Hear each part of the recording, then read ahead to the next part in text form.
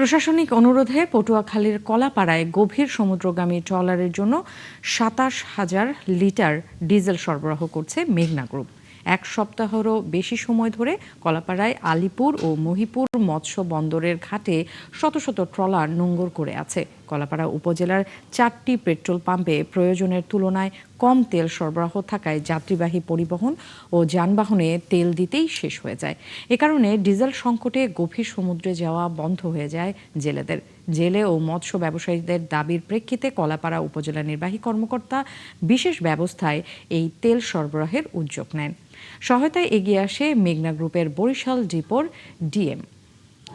১০১ টাকা ৭৪ পয়সা রেটে শনিবার সন্ধ্যায় ২৭,০০০ লিটার ডিজেল সরবরাহ করে তারা। প্রশাসনের তত্ত্বাবধানে আলিপুর ফরাজি ট্রেডার্স ও বিসমিল্লা ফিলিং স্টেশনের মাধ্যমে সরাসরি জেলেদের হাতে জ্বালানি তুলে দেওয়া হয়। এর মধ্য দিয়ে মহিপুর মৎস্য বন্দরে ১৫,০০০ এবং আলিপুরে মৎস্য বন্দরে ১২,০০০ লিটার ডিজেল বরাদ্দ দেওয়া হয়। ছোট, মাঝারি ও বড় ট্রলারগুলোর চাহিদা অনুযায়ী ৪০০ থেকে ১,০০০ লিটার পর্যন্ত ডিজেল সরবরাহ করা হয়। ১২,০০০ লিটার তৈল দিয়েছে, কিছু বোর্ড রাখা বাড়ানোর জন্য ব্যবস্থা হয়েছে। এখন এই জন্য আমাদের দাবি, আমাদের জন্য আরও একটু বৃদ্ধি তেল দিলে আমরা আরও ২০০ বোট পাড়াই দিব। এই তো ২২টা বোটে তো সাগরে যাওয়ার মতো ২২টা বোট যাইতে পারছে, আরও অন্তত ১০০ বোট গাড়ি মারা আছে, যাইতে পারতেছে না। আমরা নোয়াখালী থেকে এখানে আসি যে আজকে আসার সাথে সাথে আমাদেরকে ২,০০০ লিটার তেল দিছে উপজেলার পক্ষের থেকে। এই তেলের জন্য আমরা খুব খুশি হয়েছি। আমরা এই অনেক ২ মাস বইয়া থাকুম, এই যখন পাইছি যে এটা আমার আল্লাহ ধন্যবাদ, অনেক আনন্দ। আমরা অনেক টেনশনে আছি।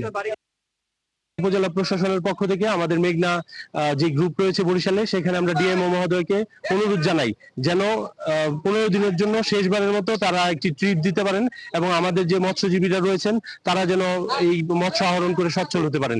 এর প্রেক্ষিতে তারা আমাদের উপজেলা প্রশাসনের আহ্বানে সাড়া দিয়ে আমাদেরকে টোটাল ২৭,০০০ তেল ডিজেল সরবরাহ করেছেন। আমরা মহিপুর মৎস্য অবতরণ কেন্দ্রে ৪৬টি বোটে ৪০০ থেকে ১,০০০ লিটার, অর্থাৎ তাদের প্রয়োজন অনুসারে এটা ভেরি করবে, বোটের সাইজ অনুসারে ৪০০ থেকে ১,০০০ লিটার আমরা সরবরাহ করব।